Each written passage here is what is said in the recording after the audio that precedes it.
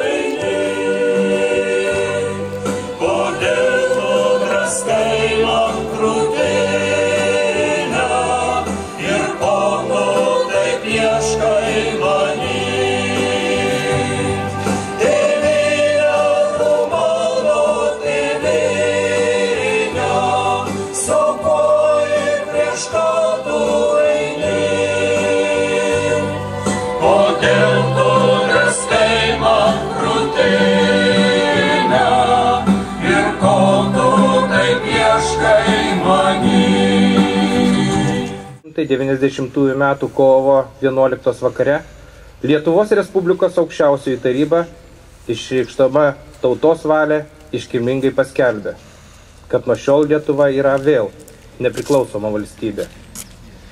Lietuva pasuko laisvės keliu, siekdama laisvai tvarkyti savo žemėje, išsaugoti savo kalbą, kultūrą bei papročius. Kovo 11 visiems mums itin lemtinga ir atmintina diena. Lietuva pirmoji iš buvusių okupuotų Tarybų Sąjungos valstybių išdrįso kovoti dėl to, kas buvo prarasta 1940 metais. Lietuva pasiaukojanti kova buvo pavyzdys kitoms tautoms, kurios vėliau tuo ir pasinaudojo. Mielieji, kovo 11 džiugi šventė.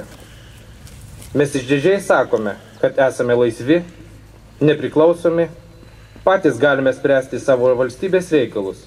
Nuoširdžiai sveikinus visus su nepriklausomybės diena.